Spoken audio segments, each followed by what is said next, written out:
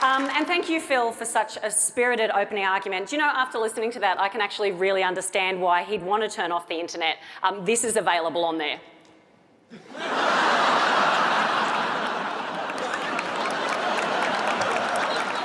I don't know about turning off the internet, but you've turned me off. Very successfully. That poor hula hoop. I'm not allowed to teach at that school anymore. They don't call him Phil Wang for nothing. Anyway, and it is good to see that the dick pills arrived. So good evening. Good evening, Your Highness Claire Hooper, the opposition team of stinkholes and distinguished guests. Yeah, I'm keeping that up there for a while, by the way. So, Phil, you can have a good, long, hard think about what you've done. The topic of debate is that we should turn off the internet. My name is Felicity Ward, and we, the negative team, believe that that statement is false. Thank you and good night. More? A little bit more, okay. We will argue that life without the internet is unbearable, that apps have made our lives brilliant and more efficient, that social media has brought us together, and that YouTube has given the emotionally stunted a pathway to previously suppressed feelings. Now, the opposition will try to tell you that the internet is a scourge on society and how it's given birth to hate groups and addiction and blah, blah, blah. We get it, you're a bunch of downers. And hypocrites, actually. Like, just look at them all lined up like the joy thieves that they are. You're all too young to even remember life without the internet. How did you prepare for the debate tonight? With your memory? With Encyclopedia Britannica? No, you did what we all do before an argument. You Googled it. But let's entertain their vile idea for a while. Let's look at life without the internet, shall we? Let's go back to the dark ages of communication. Now, I've been in 3 long-distance relationships. They've all ended, the last one sadly in marriage.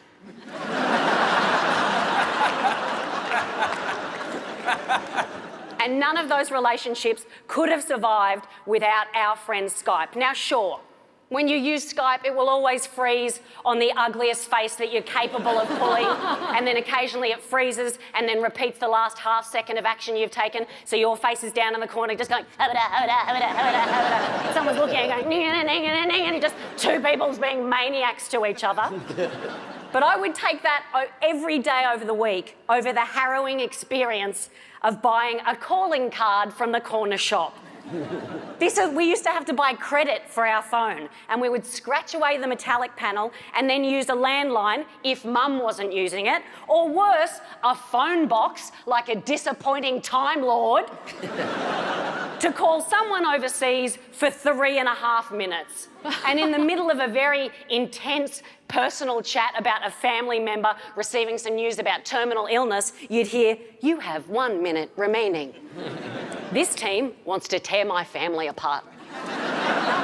This team wants to tear my marriage apart. They say turn off the internet as if it's just on your laptop. No, no internet means no internet on your phone too. Now, I have a question for every person in this room. When was the last time you did a shit without your phone? Answer in your heads, I don't want to hear. Thank you. I have irritable bowel syndrome, so I spend more time on the toilet than I do at work. Should I just live without my phone too? Should I just sit on what am I supposed to do with my hands? Just put them on my knees, just stare at the wall? Just like a boarding school, primary school picture? They deprive someone suffering with a syndrome the light relief of entertainment in the midst of a cramping liquid hell. Now who sounds like a hate group. If you turn the internet off, you pull the plug on everything that's good. Won't somebody think of the apps? Like, I can be wearing 2 watches, but I will still check my clock on my phone. What time is it? It's time to never rely on my Casio F5901. Now, what about the humanitarian work done by our friends on the ASOS app?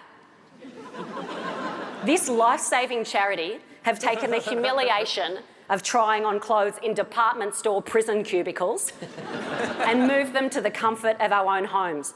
ASOS means no one's interrupting me in the middle of a retail cry with, "Need any help in there? I don't know, do you have anything to fit my crippling low self-esteem, Denise?" And I can't do this in a shopping centre, can I?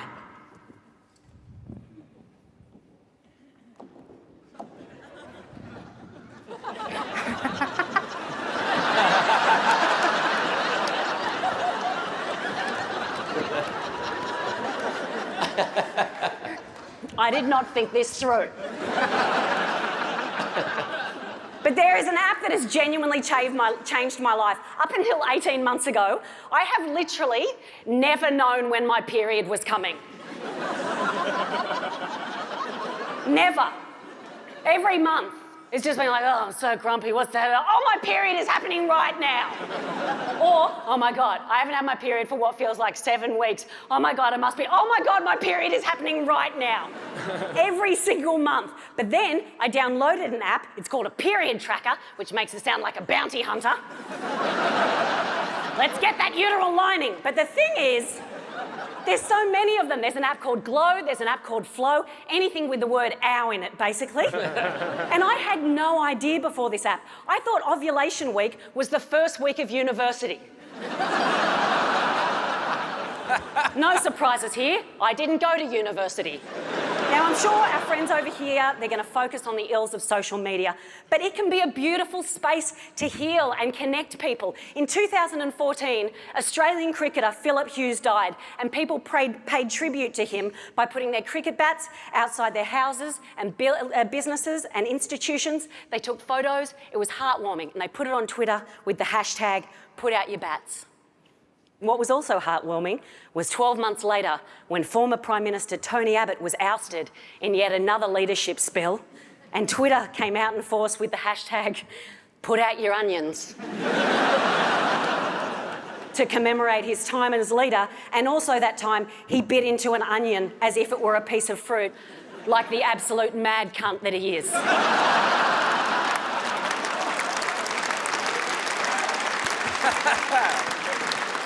And guys, are we supposed to live in a world without entertaining or instructional videos? I can't believe I'm saying this. I was 25 when YouTube started. I know, I look incredible for my age. I'm 75. But before YouTube makeup tutorials were ever uploaded, I used to look like this.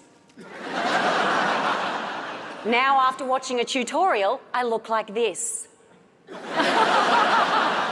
Doesn't my hair look beautiful?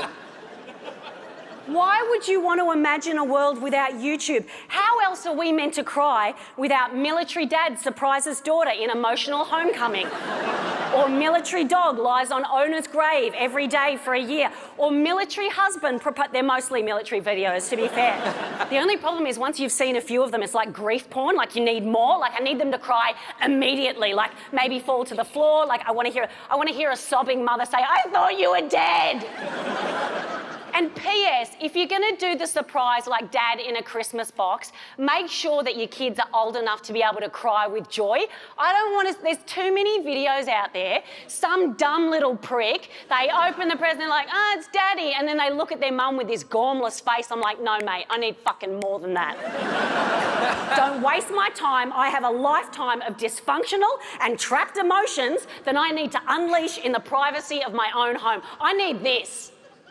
Okay, are you ready? Yes. 1, 2, 3, open it! Merry Christmas! Get it. Get it. Wait for the scream. Sob, mate. Yeah, you suck it up. That's what I'm talking about. Viral moments on the internet have shaped our day-to-day lives. They give us breath from the onslaught of the 24-hour news cycle of horror. Who could forget when a brave young boy raised over $55,000 on Kickstarter to make a potato salad? Life without the internet would be like one giant family reunion, just forced to talk to people you don't know and you don't like. Face to face, waiting for a lift from someone that's probably too drunk to drive, but you don't have a choice because they want to take Uber away. The internet is a life support, and we're all connected. And they're asking us to switch off that life support. We had something back in the 90s called being bored. It was terrible. Don't make us go through that again. Sure, the internet has its problems, its glitches, its malfunctioning dark spots, so maybe you're half right. Maybe we could meet in the middle. Maybe we could just do what the IT people ask. We could try turning it off and on again. Thank you very much.